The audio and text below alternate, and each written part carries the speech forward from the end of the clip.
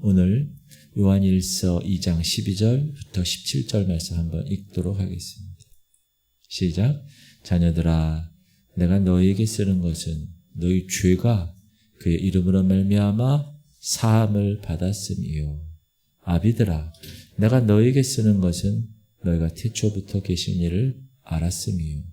청년들아, 내가 너희에게 쓰는 것은 너희가 악한 자를 이기었음이라. 아이들아, 내가 너희에게 쓴 것은 너희가 아버지를 알았음이요. 아비들아, 내가 너희에게 쓴 것은 너희가 태초부터 계신 이를 알았음이요. 청년들아, 내가 너희에게 쓴 것은 너희가 강하고 하나님의 말씀이 너희 안에 거하시며 너희가 흉악한 자를 이기었음이라. 이 세상이나 세상에 있는 것들을 사랑하지 말라. 누구든지 세상을 사랑하면 아버지의 사랑이 그 안에 있지 아니하니 이는 세상에 있는 모든 것이 육신의 정욕, 안목의 정욕, 이생의 자랑이니 다 아버지께로부터 오는 것이 아니요 세상으로부터 온 것이니라. 이 세상도 그 정욕도 지나가되 오직 하나님의 뜻을 행하는 자는 영원히 거하느니라. 여러분 1800년도에 영국의 위대한 목사님이 한 분 계세요. 여러분 들으셨을 거예요. 스펄전 목사님. 그 목사님에게 한 성도가 찾아왔어요. 목사님, 좋은 교회를 한 교회 소개시켜 주십시오. 스펄전 목사님이 곰곰이 생각한 끝에 대답해요. 성도님 죄송합니다. 그런 교회가 떠오르지 않네요. 그 성도가 돌아서서 그 교회를 나가려고 할 때 이 스펄전 목사님 다시 그 성도를 불러요. 이렇게 말합니다. 성도님, 만약 성도님이 요구하는 그런 완벽한 교회를 찾거든 절대로 그 교회에 출석하지 마시기 바랍니다. 왜냐하면 당신이 그 교회에 가는 순간 그 완벽했던 교회는 깨지게 되어 있게 되니까요. 그렇대요. 이 성도의 오류가 뭔가요? 잘못된 게. 그는 교회에서 그가 원하는 것은 하나님의 임재, 성령의 역사, 예수 그리스도의 십자가 복음, 그것이 아니고 그냥 인간적인 것들을 원했다라는 것이죠. 그래서 사람을 바라보고 따라갔다가 교회에서 사람 냄새가 나면 그 교회를 떠나고, 프로그램을 보고 쫓아갔다가 식상하면 그 교회를 떠납니다. 예수 그리스도가 주인이 된 교회를 찾지 않고 십자가의 복음이 증거되는 교회를 찾지 않고 그냥 자기 눈에, 자기 구미에, 자기 귀에 좋은 것만 따라다니는 이런 사람. 여러분 이렇게 신앙생활을 하다 보면 영적인 떠돌이가 됩니다.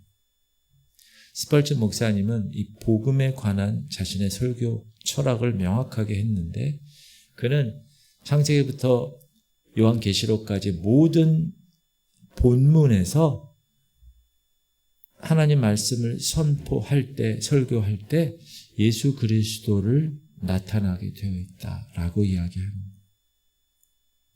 자기는 어떤 본문을 설정해도 예수 그리스도의 십자가의 복음을 증거할 수 있다.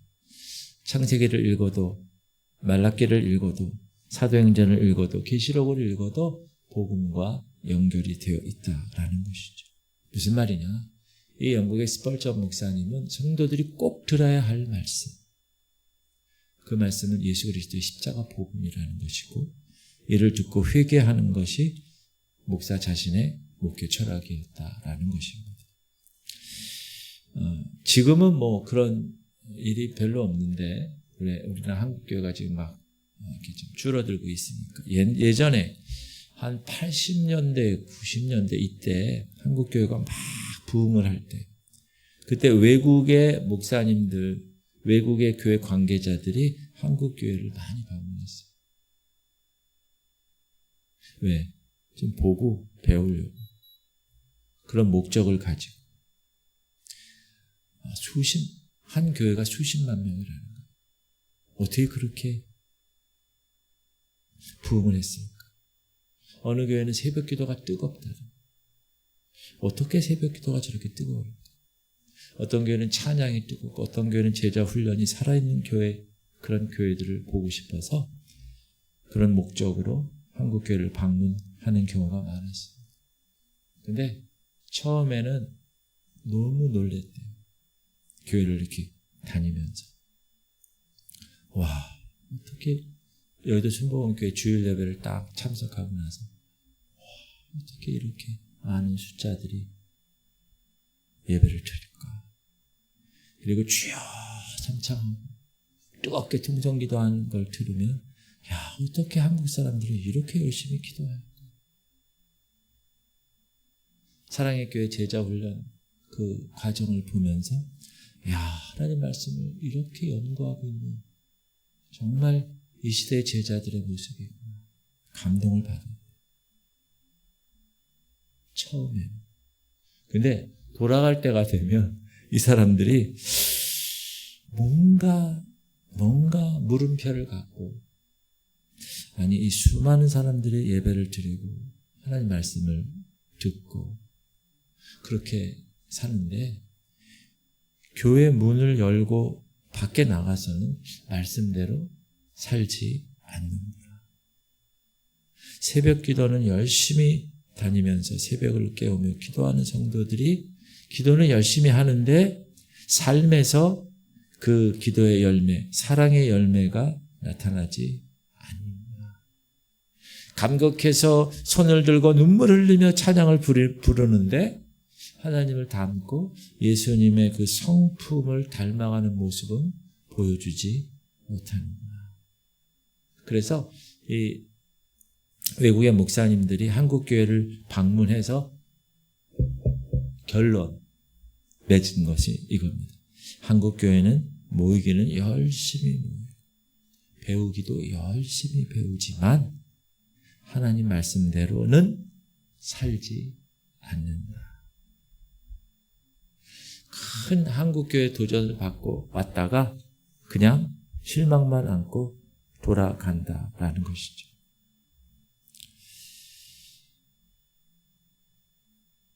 우리가 신앙생활 하면서 실망하는 이유, 우리가 신앙생활 하면서 상처받는 이유가 바로 이겁니다.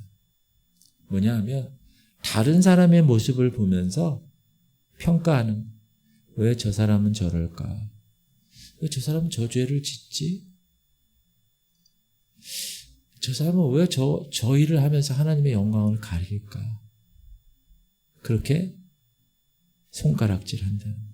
그런데 정작 내 모습을 통해서는 예수님, 발광체 되시는 그 예수님을 반사해내는 그리스도의 빛을 반사시켜야 되는데 그렇지 못합니다. 내 삶에 책임을 지고 내 삶에 예수의 향기가 내 모습에서 예수의 편지로서의 사명이 보여지고 감당되어져야 되는데 그렇지 못하게 된다. 각자 서로의 모습을 보면서 지적만 하는 거예요.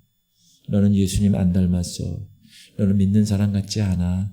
너는 가짜야. 이렇게 서로 상처 주고 서로 본의 아니게 상처받는 것이 현재 우리의 모습이 아닌가라는 생각입니다. 여러분 사도 바울을 보세요. 사도 바울은 사실 불신자의 대명사였습니다. 그는 유일신 하나님을 믿는다고 하지만 그 하나님께서 보내신 예수 그리스도에 대해서는 인정하지 않았어요. 왜? 눈이 감겼기 때문에. 하나님이 구원을 위해서 이 땅에 보내신 어린 양 예수 그리스도를 메시아인 줄 알아보지 못했고 알아볼 수가 없었고 그리고 믿지 않기로 결단을 했습니다. 왜 그럴까요? 야, 예수님이 어떻게 그 더러운 마구간에 오셨을까? 예수님이 어떻게 그 냄새나는 곳에 누워 계실까?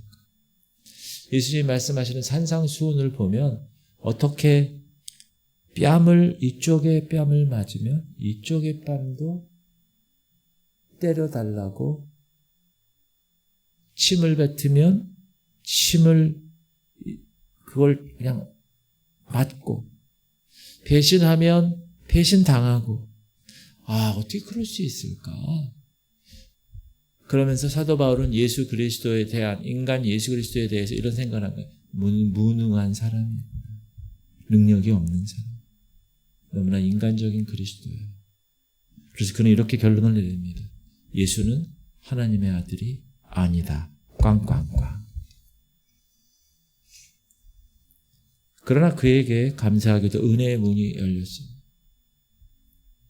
어느 날 다메섹 도상에서 빛으로 찾아오신 예수 그리스도를 만난 것입니다. 예수 믿는 사람들을 잡아다가 옥에 가두고 죽이려고 공문을 들고 가던 중이었습니다. 예수님이 얼마나 급하셨는지 그 다메섹 도상에서 사울에게 빛으로 나타나셔서 청년 사울을 만나 주셨습니다. 누구십니까? 나는 네가 핍박하는 예수를. 나는 네가 부인하고 인정하지 않는 예수야. 나는 네가 믿지 않기로 결단했던 예수야. 너의 구원자. 바로 예수다.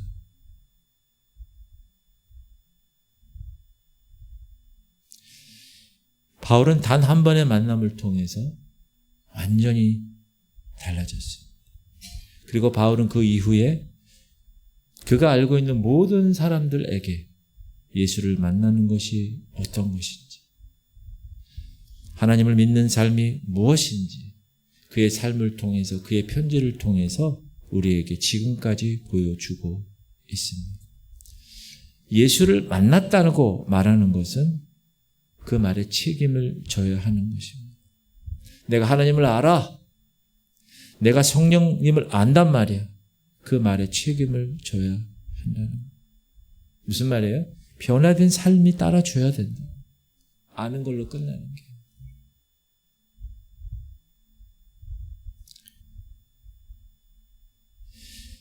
바울의 변화된 삶을 보세요. 한 번 딱 만났는데 예수님 만나서 세상을 버렸어요. 돈을 버리고 그가 갖고 있는 명예를 버리고 인기를 버리고 그의 학위를 버리고 자신이 추구했던 모든 것을 예수님을 만난 이후에는 배설물처럼 여겼습니다.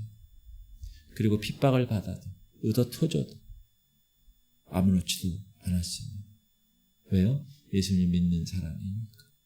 예수님 때문에 매맞고 돌에 맞습니다. 목숨을 빼앗길 위기, 파산, 짐승들의 위협, 동족들의 위협, 그가 고백하고 있는 그 수많은 환난과 핍박을 우리는 알고 있습니다. 한 번은 전도하다가 감옥에 갇혔죠. 매를 흠씬 맞아서 구석에 던져진 채 거의 죽을 지경이었을 때, 그런데 바울은 어떻게 반응을 했나요? 감사하고 찬양했습니다. 한 번 예수님 만났는데 그의 삶이 완전히 변합니다. 예수 믿는 사람은 다르구나 하는 것을 이 사도 바울은 보여주었습니다. 감옥에서 언제 풀려날지도 모르고 인생의 끝을 맞이할 수도 있는 그 자리에서 그는 다른 거 하지 않고 그 얻어터진 몸을 끝까지, 그 아픔을 끝까지 품은 채 두 손 모아 찬양하며 기도하며 감사했어요. 이것이 정말 예수 믿는 사람의 모습이 아닌가. 그리고 로마에 있는 성도들에게 이렇게 고백합니다. 나는 복음을 부끄러워하지 않아. 왜? 이 복음은 모든 믿는 자들에게 구원을 주시는 하나님의 능력이 되기 때문에.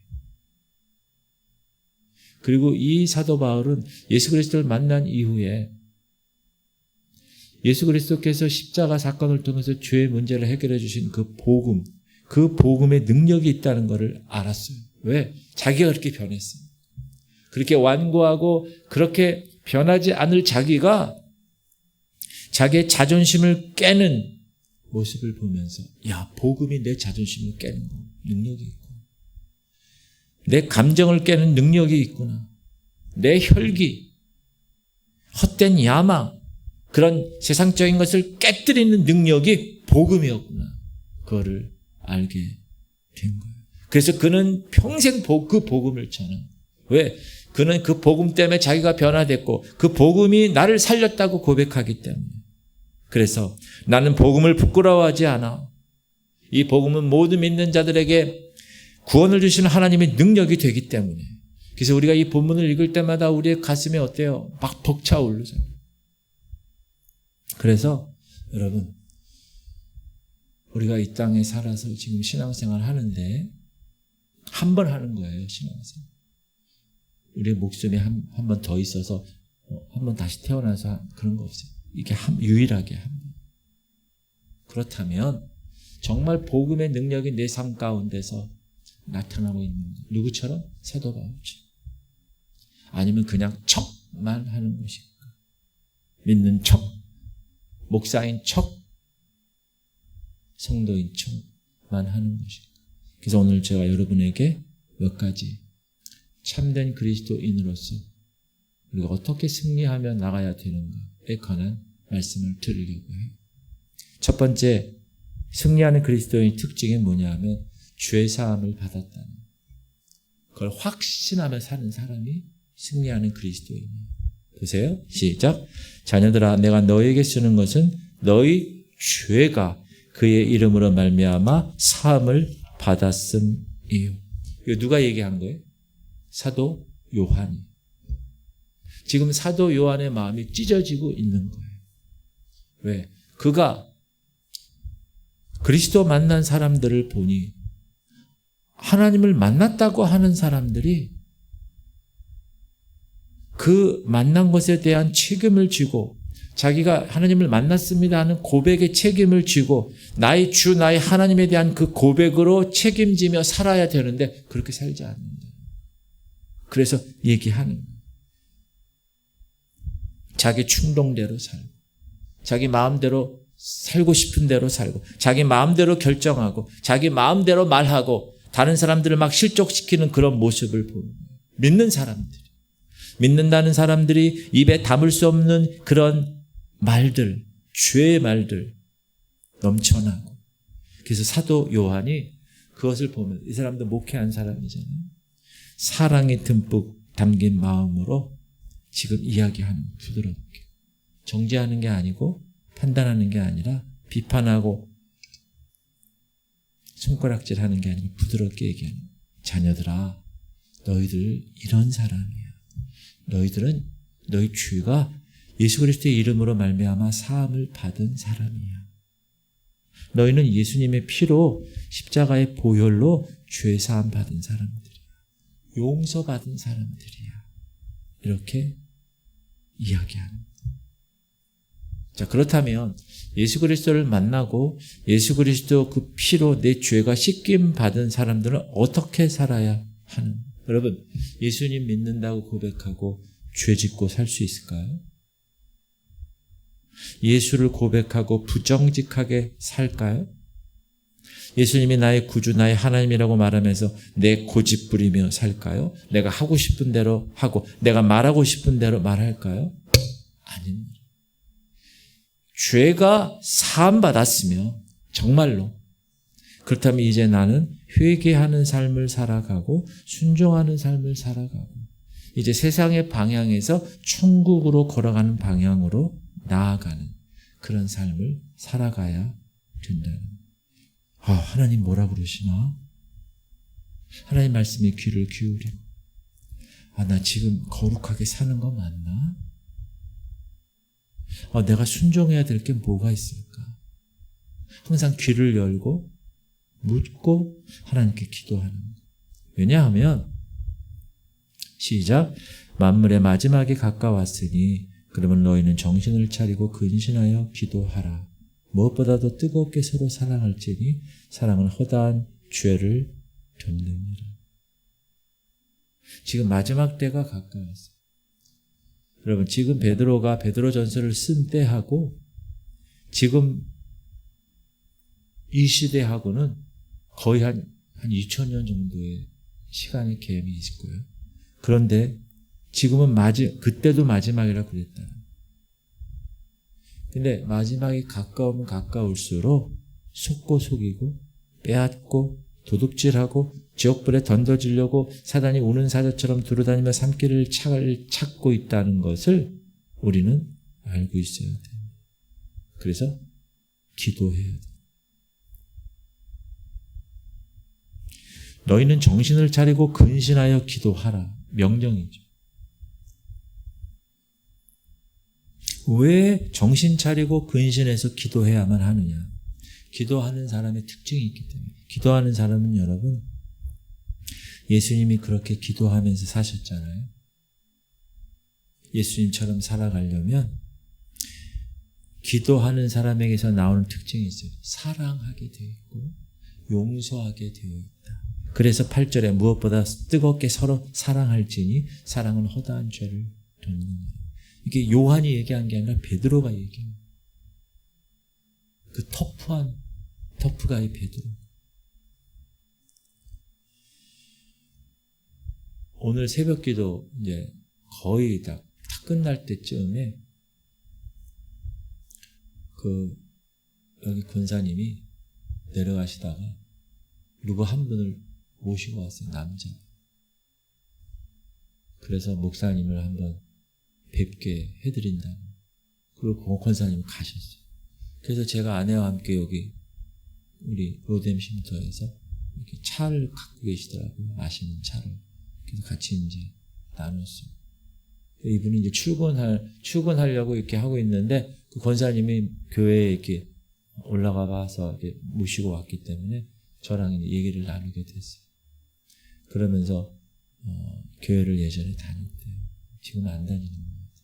근데 그 사람에게 책이 한 권 딱 있었어요. 책이. 그러면 자기가 그러더라고요. 질문을 하는 거예요. 정말 천국과 지옥이 있습니까? 제가 뭐라고 그랬을까요? 그거 다 거짓말이에요. 제가 그랬을까요? 그럼요. 그래서 제가 영적인 그거를 이렇게 설명을 좀 드렸어요. 자기로도 저는 도에 관심이 많대요. 도에. 그 책도 그런 책이에요. 그래서 제가 오히려 그러고 나서 이분이 이제 차를 여기다 세워놨기 때문에 그리고 커피를 이제 산 건가 봐요. 그 잠시 얘기를 나누고 자기 지금 출근해야 되니까 이름만 알았어요. 시간 되면 오시라고. 제가 무슨 얘기 하려고 그러냐면 이 세상 사람들 중에는 그런 사람들도 있다. 그런 사람들을 뭐라 그래? 구도자라고 그래요. 구도자. 도를 구하는 사람이지.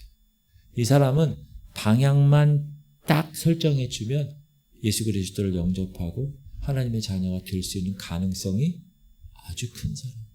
왜? 지금 그 사람은 도를 득하기 위해서 책도 읽고 나한테 물어봅니다. 근데 지금 다른 도를 생각하고 있는 뿐이지. 그러나 그렇게 생각을 아예 하지 않는 사람들이 더 많아. 그런 사람들은 그냥 10,000원 버스에 그냥 직행으로 그냥 지옥을 가는 거죠. 타고. 제가 중고등학교 때 버스 10,000원 버스 탄 거죠. 그러나 그 사람은 이름이 방일남 씨. 그 일남 씨는 이름이 일남. 도에 대한 자신의 그러면서 그러는 거예요. 그러면 우리는 몸과 영과 혼이 있습니까? 물어봅니다. 질문이 좀 특이하잖아, 그죠? 그러더니 그럼요. 몸은 몸이니까 영하고 혼은 같은 거 아닙니까? 그러더니 보통 그렇게 생각해 한국 사람들. 왜냐하면 성경에 다 내 영혼아 이렇게 나오니까. 그래서 제가 영하고 혼은 다릅니다. 영은 영적인 것을 얘기하고 혼은 정신적인. 그러니까 우리가 생각하고 그런 기능, 지적인 기능. 영어 자체도 다르잖아요. 스피릿하고 혼은 soul. 그래서 지금 성경에 나오는 내 영혼아 여호와를 찬양하라. Oh my soul 그래요. 그러면 원래 번역이 내 혼아 여호와를 찬양 이렇게 돼야 되는데 이 개역 개정도 그렇고 개역 성경도 그렇고 우리는 혼이라는 번역을 잘 안 했어요. 이 성경을 번역하는 사람. 그러니까 제가 왜 그랬을까 생각해 보니까 우리는 혼에 대한 잘못된 선입견이 있어서 그래요. 혼 그러면 뭐가 생각이 나냐면 그 여름날 전설 따라 삼천리에 나오는 그 머리 이렇게 풀고 허연 소복 입고 나오는 그런 사람, 그런 귀신들, 그 혼이라 죽으면 구천을 떠돈다 막 이러잖아요. 혼들이. 그것 때문인 것 같아. 제 생각은. 맞는지 안 맞는지 모르는데 맞을 거야. 그래서 혼이라고 번역을 안 하고 영혼이라고 번역을 합니다. 그래서 제가 오늘 하루 종일 그 사람을 참 생각을 했어요. 그 사람이 언젠가 우리 교회 오면 좋고 안 오더라도 혼자 도를 득하기 위해서 막 다니다 구도자니까. 그 이어령 씨가 여러분 옛날에 그랬어요. 이어령 씨가 구도자예요. 그 어느 구도자의 기도 그 시가 있어요. 1편, 2편 읽어보세요. 절대자의 존재는 알아. 네. 제가 한 걸음 더 나아가도 되겠습니까? 이러는 거예요. 얼마나 멋있어요. 그러니까 자기는 그 절대자에 대한 마음이 열려서 가려고 그러는데 방법을 모른다. 그거를 여러분이 하셔야 됩니다. 아멘? 여러분이 하셔야 돼요. 우리가 십자가를 통과했다면 정말 그 십자가가 내 생각을 바꿔놓고 편견이 많잖아요. 편견, 교만, 오만 이런 것들이 십자가를 통하여서 하나님의 말씀을 통하여서 완전히 꺾어지고 나는 없고 예수로 사는 그런 삶을 살아가는 그게 진짜 십자가를 경험한 사람. 제가 요즘 그렇게 하려고 노력하고 있어요. 제가 말씀드리지만 여러분 10년 전보다 지금이 변화됐어야 되고 어제보다 오늘은 변화됐어야 돼요. 진행형으로 자꾸 변화돼야 돼요. 정체되면 안 돼요. 저와 여러분은 그리스도인이에요. 그리스도인은 뭐냐? 십자가에서 내가 죽은 사람. 십자가를 바라볼 때 예수님만 바라보는 게 아니라 예수님이 나의 죄를 위해서 죽으셨잖아요. 그 죽으신 그 죽으심을 바라봐야 돼요. 그래서 주님이 나를 따라오려거든 자기를 부인하고 내 십자가를 지고 자기 십자가를 지고 그 십자가가 뭐냐 하면 자기를 부인하는 거나 자기 십자가를 지는 거나 뭐예요? 다 내가 죽는 거예요. 내가. 십자가를 정말 만난 사람은 내가 죽어야 돼.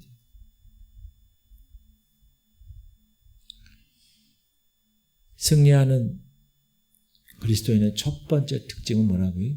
죄사함을 받은 확신이 있는 사람. 그 사람은 절대로 넘어지지 않아요. 왜? 정죄감 받지도 않아요. 사단이 계속 야, 너 그러고도 목사야? 너 그러고도 권사야?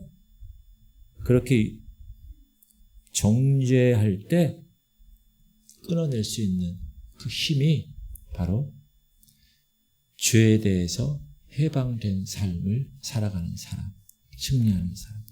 두 번째 승리하는 그리스도인의 특징은 뭐냐 하면 싸움의 대상이 바뀌는 거예요. 거듭나기 전에는 보이는 것들과 싸워요. 눈에 보이는 것들. 예수님이 뭐라고 그랬냐면 어찌 형제의 눈 속에 있는 티는 보고 내 눈 속에 있는 들보는 깨닫지 못하느냐. 거듭나기 전에 교회 다니는 거하고는 거듭나는 거 달라요. 교회 다녀도 거듭나지 않은 사람은 저 사람의 죄, 이 사람의 죄, 저 사람의 문제, 이 사람의 문제, 저 사람의 작은 티끌 그거 빼내려고 아우성치고 몸부림치고 지적질하고 손가락질한다는 거. 근데 예수님 뭐라고 그러세요? 야, 네 안에 기둥 같은 들보를 먼저 빼. 네 마음속에 있는 은밀히 짓는 죄, 네 마음속에는 어마어마한 큰 죄, 아니면 정말 작은 죄, 용서받지 못한 죄, 회개하지 않은 죄, 그 죄가 점점 쌓여서 어마어마해진 그 죄를 봐. 우리는 보통 눈에 보이는 대로 다른 사람을 그냥 판단합니다. 어떤 사람이 많이 힘들어요. 그러면 우리가 먼저 해야 될 일은 그 사람이 어떤 사연이 있는지, 무슨 이유 때문에 지금 그 자리에 갔는지, 피치 못할 사정이 있어서 그렇게 했는지, 그거를 먼저 생각해야 돼요. 그런 거 생각하지 아니하고 그냥 티끌 빼내고 막 불같이 덤벼들고 몸부림치고 분노하고 화내고, 그거는 거듭나지 못한 사람들이에요. 죄사함 받고 구원의 문을 통과한 사람, 만약에 그랬다면, 여러분이 저가 그랬다면 싸움의 대상이 사람에서 바뀌는 거예요. 대적, 악한 사단으로. 확실하게 그렇게 얘기하고 있어요. 아비들아, 내가 너에게 쓰는 것은 너희가 태초부터 계신 줄 알았으며, 청년들아, 내가 너에게 쓴 것은 너희가 악한 자를 이기었습니다. 이거는 과거예요. 이겼다는. 14절. 청년들아, 내가 너에게 쓴 것은 너희가 강하고 하나님의 말씀이 너희 안에 거하시며 너희가 흉악한 자를 이기었으며, 이겼다는. 싸움의 대상을 거듭난 사람은 정확하게 알아요. 내 옆에 있는 사람, 배우자, 혹은 교회 교인들, 열심히 신앙생활하는 사람 끄집어 내리려고 하지 않아요. 거듭난 사람. 내 옆에서 신앙생활 하려고 정말 하나님 전에 나와서 시간 들이면서 하나님 앞에 예배하는 사람, 그런 사람 붙잡고 흔들지 않아요. 기도하는 사람 흔들어대지 않아요. 왜?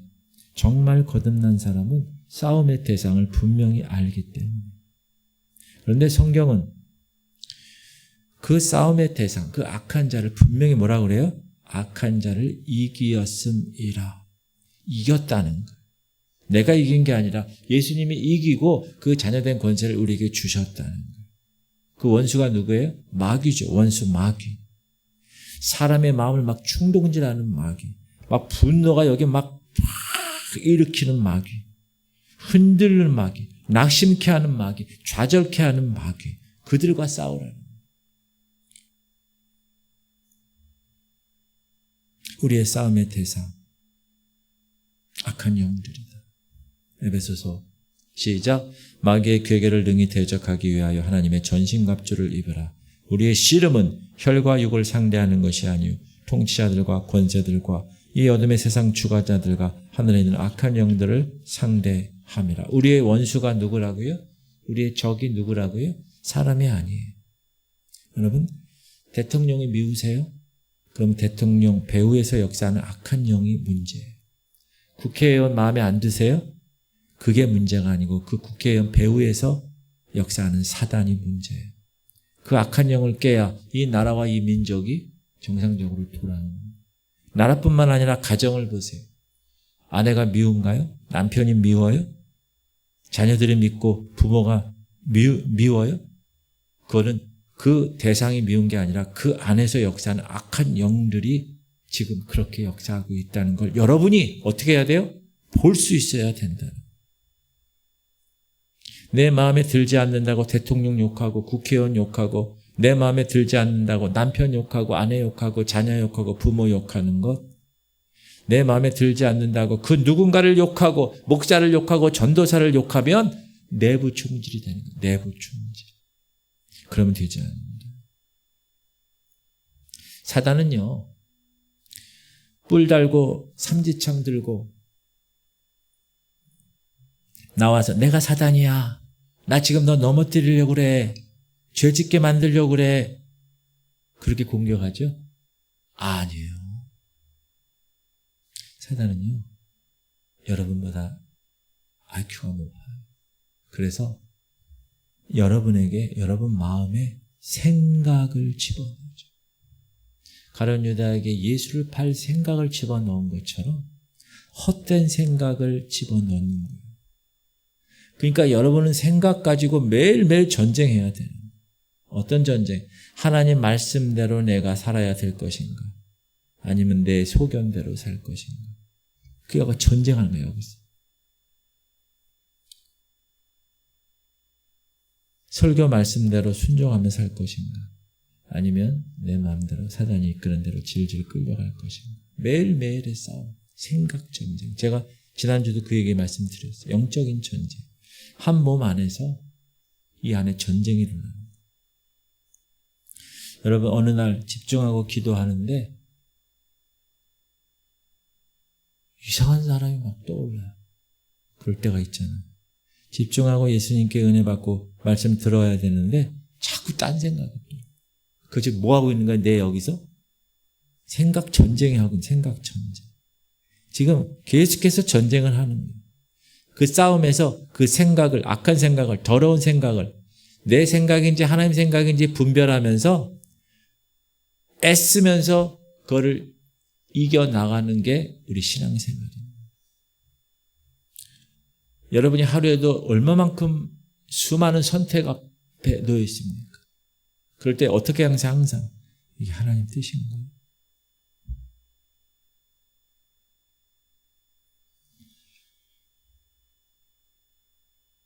어떤 때는 막 분노가 올라올 때도 있어요. 그거 눌러내는 거 쉽지 않잖아요. 이런저런 음란의 생각 혹은 세상적인 생각, 그런 생각 어떻게 해요? 생각을 떨쳐요. 전쟁에서 이겨야 돼요.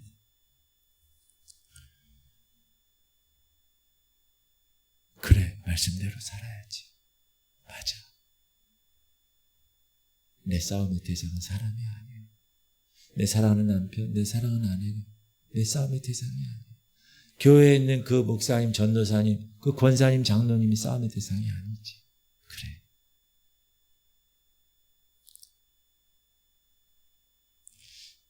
두 번째 승리하는 그리스도인의 특징이 뭐라고요? 싸움의 대상이 바뀐 것을 정확하게 아는 거예요. 세 번째는 승리하는 그리스도인의 세 번째 특징은요, 하나님 말씀 붙잡는 거예요.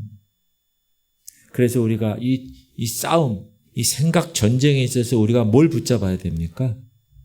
14절. 하나님의 말씀이 너희 안에 거하시며 너희가 흉악한 자를 이기었음이라. 무엇으로 이긴다고요? 하나님의 말씀으로 이긴다. 하나님의 말씀. 그래서 제가 여러분 말씀을 읽으세요. 말씀을 붙잡으세요. 공동체 성경 하세요. 말씀을 놓치지 마세요. 넘어져요. 그런 얘기를 하는 거예요. 우리가 잘 아는 복 있는 사람, 여러분 복 있는 사람이 되고 싶죠? 복 있는 사람. 복 있는 사람은 강남의 아파트에 있는 사람이 아니라 시작. 복 있는 사람은 악인들의 꾀를 따르지 아니하며 죄인들의 길에 서지 아니하며 오만한 자들의 자리에 앉지 아니하고 오직 여호와의 율법 말씀을 즐거워하며 그의 율법을 주야로 묵상하는. 이게 성경이 얘기하는 복이에요. 소유가 아니라 여호와 말씀을 여러분 하나님의 말씀이 즐거우세요? 그럼 복된 사람이에요. 그 말씀을 주야로 묵상하세요? 정말 복된 사람이에요. 그리고 그 말씀대로 살아가세요? 정말 복된 사람이에요. 왜? 하나님의 말씀이 능력이기 때문에. 하나님 말씀을 꼭 붙잡고 있는 자, 하나님 말씀에 운명을 거는 자, 그 말씀에, 이 찬양을 제가 배운 지 얼마 안 됐잖아요. 근데 얼마나 제가 요즘 계속 솔파미레도도 솔도레미파솔솔 악기로도 불고 열심히. 사랑하는 성도님들, 신앙생활 승리하기 원하시면 하나님 말씀에 목숨 걸어야 됩니다. 날마다 묵상하셔야 돼요. 그런 점에서 우리 교회는 얼마나 좋은 교회냐. 공동체 성경 읽기가 있어요. 매일 해요. 어느 날 아내가 저한테 부탁을 했어요. 여보, 새벽 기도를 말이야 공동체 성경 읽기를 하면 어때요? 너무 좋은 생각이네. 왜? 여러분 공동체 성경 읽기를 하잖아요.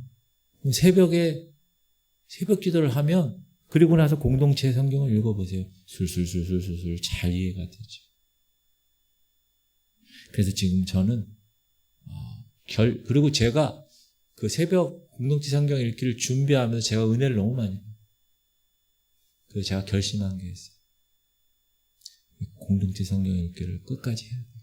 언제까지? 주님 다시 오실 때까지. 새벽 예배로. 그렇게 해야 돼요. 그리고 좋은 게 뭐냐면 창세기부터 계시록까지 계속 하는 거 아니에요. 토요일날 주일만 빼고. 그거는 이제 이렇게 댓글로만 하고. 그러니까 우리가 편식을 안 해요. 편식.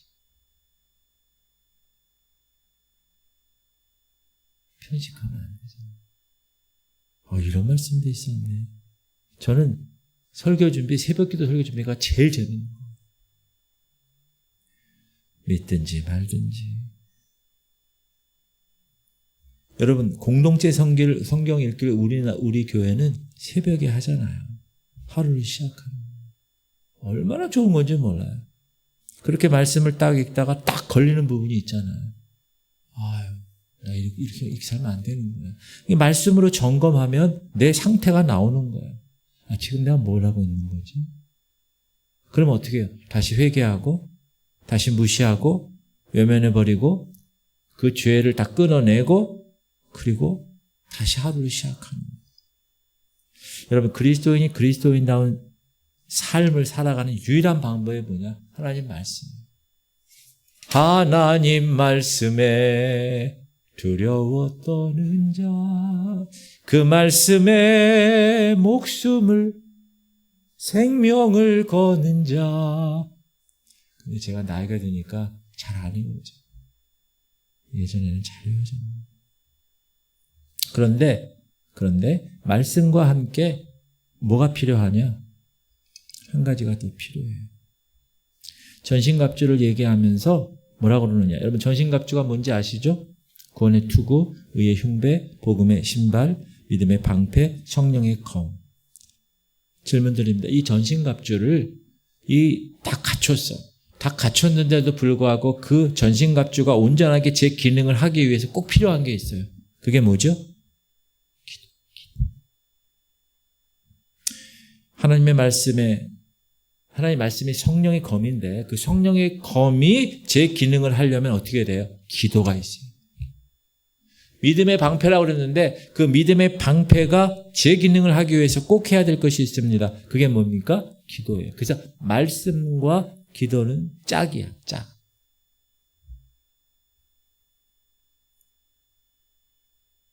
그래서 여러분, 기도하셔야 돼요.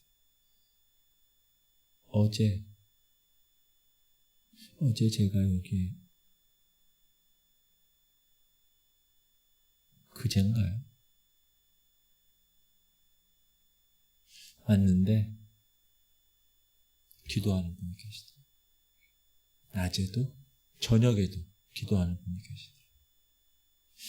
그래서 제가 한 사람이라 이렇게 기도하는 사람이 우리 교회에 있는 한 우리 교회는 든든히 성하는 교회가 될 줄 믿습니다. 여러분이 되어야 돼요. 수요일 날 나오셔서 기도하시고 금요일 날도 나오셔서 기도하시고 그럴 때 귀가 열리고 마음이 열리면서 성령의 임재를 경험하시는 거. 여러분, 우리의 영혼을 위해서 그런 거예요. 제가 여러분의 영혼을 위해서 얘기하는 거예요. 어느 교회요? 오후 예배가 없대. 주일 오후. 왜 없습니까? 했더니 밥하는 사람이 없어서 예배를 없앴대. 목사님. 어느 교회는 금요일날 예배가 없대. 왜 없냐 했더니 사람이 안 나와서 없앴대. 되게 편하다 생각했어요. 되게 편하네 그 사람들. 근데 저는 반드시 기억하세요. 주님 오시는 날까지 예배는 안 없앱니다. 한 명이 나와도 하나님이 같이 임재하시니까. 천군 천사가 같이 임재하시니까. 저와 여러분의 영혼 유익을 위해서 제가 그렇게 말씀을 드리는 거예요. 마지막까지 십자가 꼭 붙들라고. 좁은 길 끝까지 걸어가라고. 깨어서 기도하라고. 마지막 때가 되면 불법이 상한다고 그랬어요. 사랑이 식는다고 그랬어요. 그래서 그 불법과 그 사랑, 그 모든 것들을 정확하게 보고 정확하게 여러분이 살아갈 수 있게끔 하려면 무시로 기도해야 돼. 무시로. 시작. 모든 기도와 간구를 하되 항상 성령 안에서 기도하고 이를 위하여 깨어 구하기를 항상 힘쓰며 여러 성도를 위하여 구하라. 성령 안에서 기도하고 깨어 구하기를 항상 힘쓰며 전신갑주가 제 기능하기 위해서는 성령 안에서 기도해야 되는 거예요. 간구해야 되는 거예요. 항상 성령 안에서 기도하고 또 깨어서 기도하고 구하기를 힘쓰고 계속 그렇게 해야 돼요. 왜 그러냐? 기도하지 않으면 이길 수가 없기 때문에. 기도하지 않으면 믿음을 가질 수 없어요. 기도하지 않으면 저 비전 아무리 외쳐도 소용없습니다. 소망도 없어요. 살아가지 못합니다. 마지막 때일수록 더 기도를 많이 해야 됩니다. 성도가 성도를 서로 잡아줘야 됩니다. 왜? 지금 막 지옥으로 가는데 어떻게 해요, 여러분? 잡아줘야지. 서로를 살리기 위해서. 기도하지 않으면 무장이 해제됩니다. 여러분, 저도 그렇고 여러분도 그렇고 화를 욱하는 성질이 있잖아요. 욱하는 거. 아무것도 아닌데 갑자기 욱! 왜 그런지 아세요? 따라합시다. 충분히 기도하지 않았기 때문에. 기도하지 않으면 즉흥적이 됩니다. 기도하지 않으면 충동적이 돼요. 성령께서 내 마음을 꽉 잡아서 겸손으로 허리를 딱 매야 되는데 기도하지 않고 돌아서니까 쉽게 사단의 밥이 되는 거예요. 성령 안에서 무시로 기도하래요. 무시로 기도하라니까 하루 종일 교회 나와서 그냥 남편 밥도 안 차려주고 계속 여기서만 기도할 그런 얘기가 아니라 성령께서 인도하시는 대로 기도하는 마음 가지고 기도하는 거예요. 일하면서도 운전하면서도 걸어가면서도 사람 만날 때도. 여러분, 사업상 사람 만나는 사람들 요즘 조심해야 됩니다. 사기꾼이 많아요.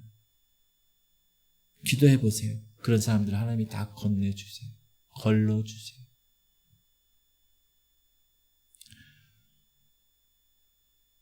기도하면 하나님이 다 해결해 주세요.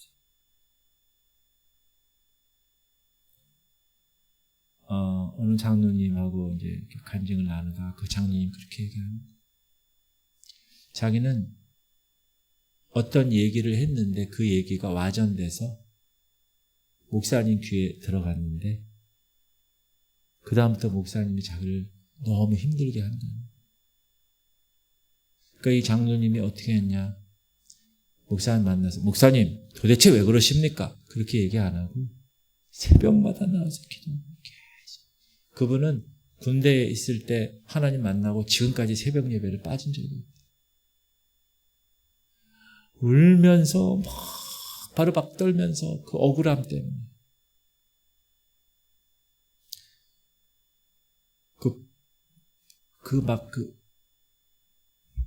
그러니까 아내가 옆에서 권사님이 막 다리를 막 붙들고 제발 좀 사고 칠까봐 누르고 있는 너무 힘들어가지고 울면서 기도하다.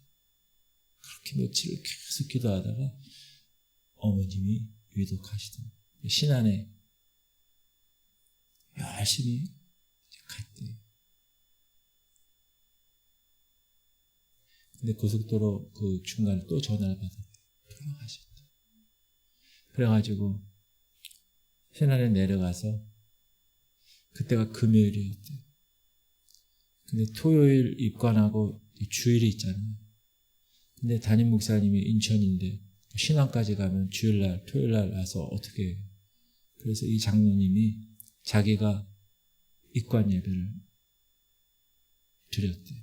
가족들 모시고. 어머니 돌아가신 입관하면서.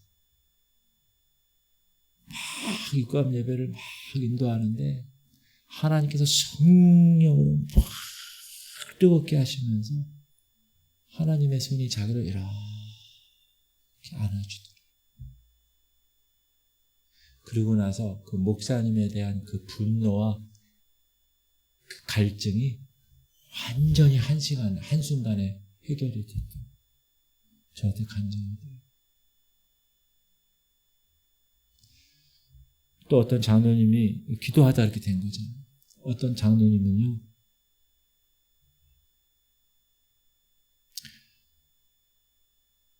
목사님이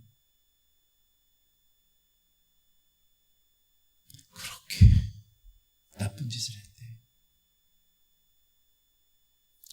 다른 여자랑 호텔에서 나오고 크게 막 발각이 되고 또 막 설교하는데 술집 여자가 교회 와가지고 술값 내라고 목사님한테. 그게 목사예요, 여러분? 근데 이 교회 장로님이 그걸 알잖아요. 근데 지금 성도들은 다 모르는 상황이에요. 그런데 장로님이 끝까지 입 다물고 끝까지 목사님에서 기도만 하는 거예요. 기도. 어떻게 됐는지 아세요? 그 목사님이 회개하고 다시 돌아왔어요.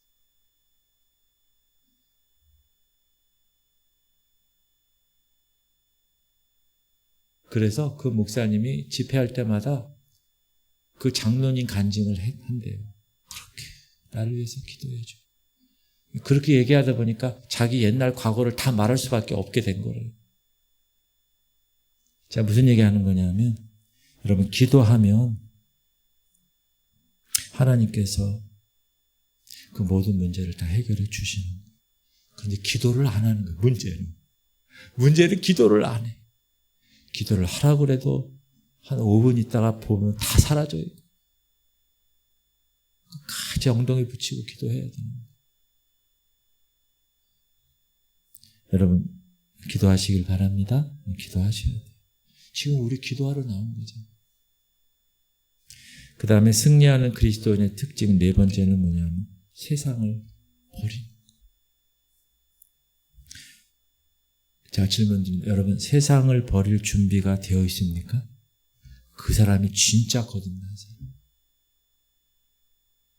세상을 버릴 준비. 이 세상이나 세상에 있는 것을 사랑하지 말라. 누구든지 세상을 사랑하면 아버지의 사랑이 그 안에 있지 아니하니 이는 세상에 있는 모든 것이 육신의 정욕과 안목의 정욕과 이생의 자랑이니 다 아버지께로부터 온 것이 아니오 세상으로부터 온 것이라. 이 세상도 그 정욕도 지나가되 오직 하나님의 뜻을 행하는 자는 영원히 거하느니라. 여러분, 그리스도인의 마지막 승리의 그 순간은요, 세상 것을 포기할 준비가 되어 있는가예요. 말씀도 있어요. 기도도 있어요. 근데 세상 것 포기하지 않아요. 세상이라는 건 뭐냐면 하나님보다 더 귀하게 생각하는 걸 얘기하는 거예요. 돈 버는 거 죄 아니죠. 모으는 거 죄 아니에요. 그런 건 누릴 수 있어야 됩니다. 근데 그거 몰두하느라고 예배에 참석 못해. 하나님 앞에 나오지 못해. 그거 집중하느라고 기도 시간 없어. 말씀도 읽지 못해. 엄청 바빠. 그러면 문제가 생겨요. 하나님 자리에 그게 차지하고 있는. 이 세상 것, 여러분이 좋아하는 거 있죠? 하나님의 시선이 머물지 못합니다. 하나님이 관심 있는 것은 유일하게 여러분의 영적인 거예요. 세상적인 거 관심 없으세요. 그래서 영혼 살리려고 반복해서 얘기하는 거예요. 영혼을 깨우라고 반복해서 얘기하고 기도하라는 겁니다. 말씀 붙잡으라고.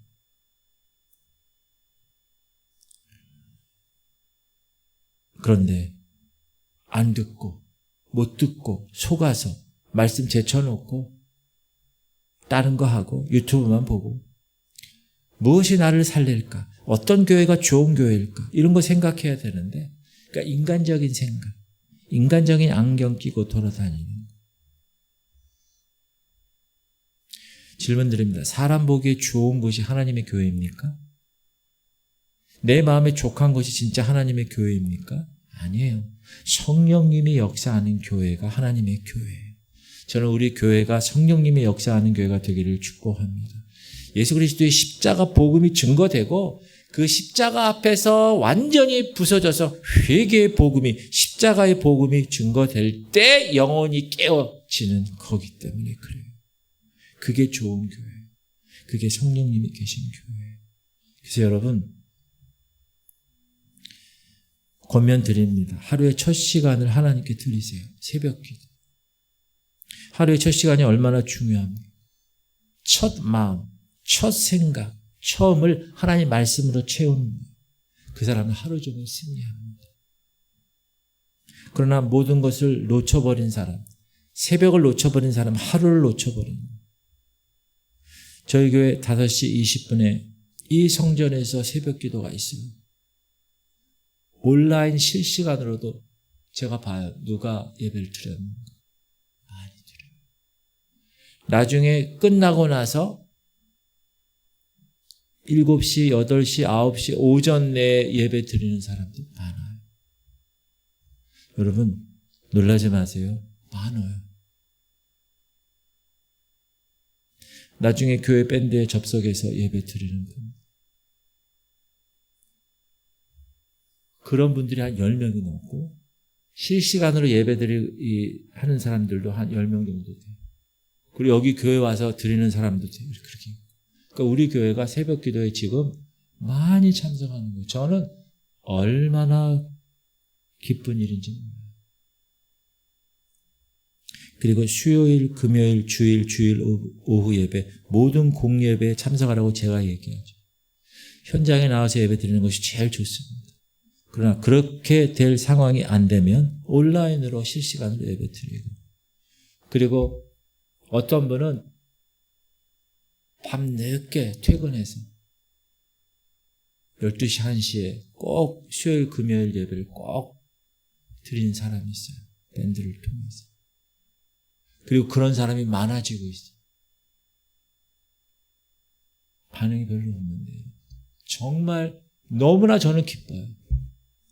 그리고 그런 사람들이 주일날 와서 예배 드리는 모습을 보면요, 달라요 벌써.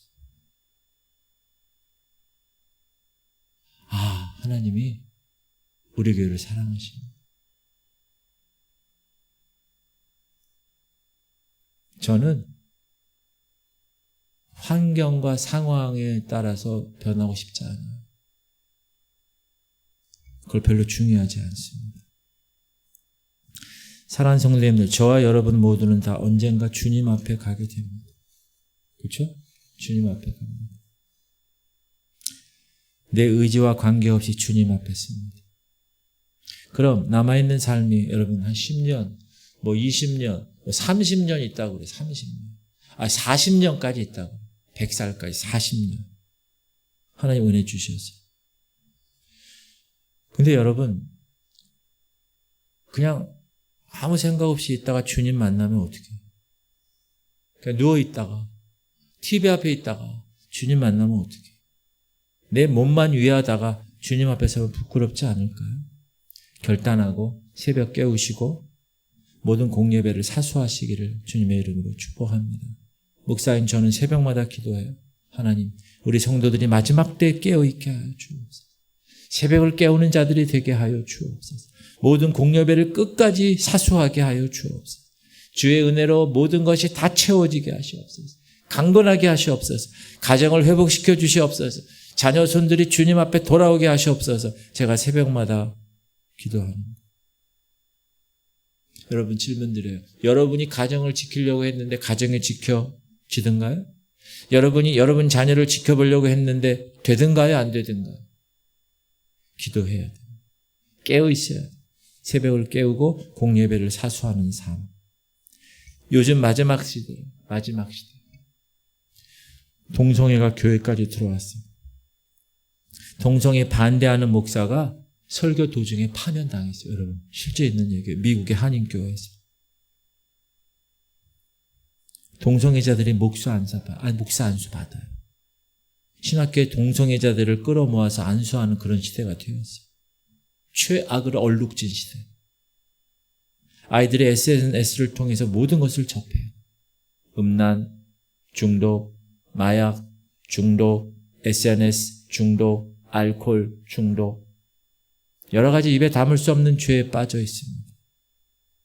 여러분, 그거 몽둥이 들고 애들 혼낸다고 매 든다고 아이들 잡을 수 있을까요? 못 잡아요. 절대. 기도해요. 기도로 파수꾼의 사명을 감당하시기를 축복합니다.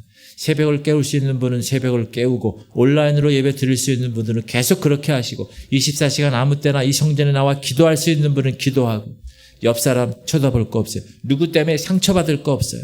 그냥 내 영혼을 위해서, 내 가정을 위해서 교회에 나올 수 있는 자리에서 할 수 없으면 여러분 있는 그 자리에서 무릎 꿇기로 결단하고 그렇게 하셔야 돼요. 그래야 승리할 수 있어요. 마지막에는 여러분 엄청날 거예요. 끝까지 달려갈 수 있을까? 여러분 결단해요. 새벽을 깨워야지 하면 되는 거예요. 저녁에 기도하러 나와야지. 내가 공예배 끝까지 놓치지 말아야지. 근데 여러분 결심만 하고 마음 먹고 하기가 쉬워요? 어려워요. 왜 그런지 아세요? 사단이 가만히 있지 않아요. 생각을 집어넣어요. 생각. 그래서 하나님께서 오늘 이 말씀을 통해서 여러분 어디에 있든지 무엇을 하든지 승리하는 그리스도인들이 되시기를 주님의 이름으로 축복합니다.